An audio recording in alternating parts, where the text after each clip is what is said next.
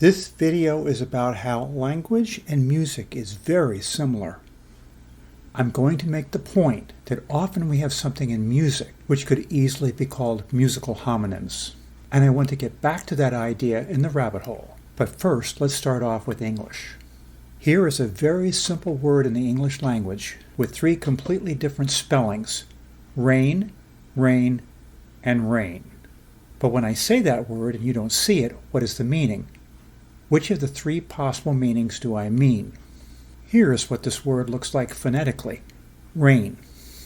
We need context to understand which of these three meanings of the phonetic word rain is correct. Is it moisture condensed from the atmosphere? Is it a long, narrow strap attached to one end of a horse's bit? Or is it about ruling as a king or queen? Without this context, we only know the pronunciation but not the meaning of the word. The phonetic form gives only the sound and nothing more. However, context immediately gives us accurate meanings, even if we replace standard spellings with the same phonetic pronunciation. So as you read these three sentences with normal spellings replaced with a phonetic spelling, you will have no trouble at all understanding the meanings. We have rain every day in summer in South Florida. You need to rein in your anger. The reign of Queen Elizabeth was a long one. In other words, we can completely describe words without their formal spellings using phonetics and context. Jazz theory does something very similar. Jazz theory tells you what you should play and what it sounds like, but it does not tell you why you are playing what you are playing. In contrast, traditional theory tells you how to write music. It tells you how to make notation as easy to read as possible. When I listen to something that is not written down, and I want to play it as easily as possible by ear, I generally use jazz theory. But it is also important to keep in mind that jazz theory is not going to be very good at telling you how to write music. And it is also not going to be very good for analyzing what is going on. Here is the most important part. This is not really about classical music theory versus jazz or pop theory. I use both forms of theory for music that I am working on, which includes contemporary music, but also music going back several centuries. I simply choose the right tool for the right task. Now comes the rabbit hole. We are going to explore what happens when we run into musical homonyms.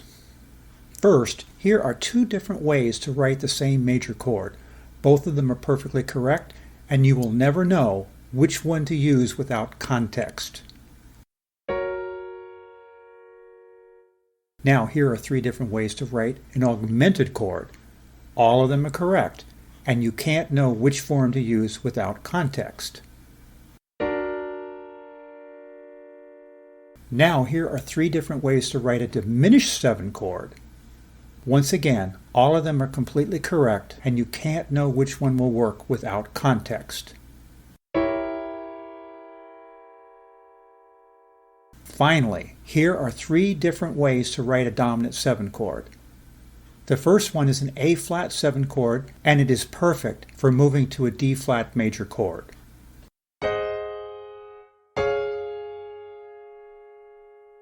The second one is a G-sharp 7 chord, and it is perfect for moving to a C-sharp minor chord.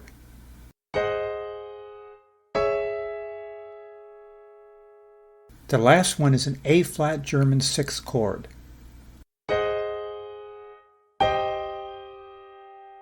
Once again, you can't know which of these three solutions to use without context.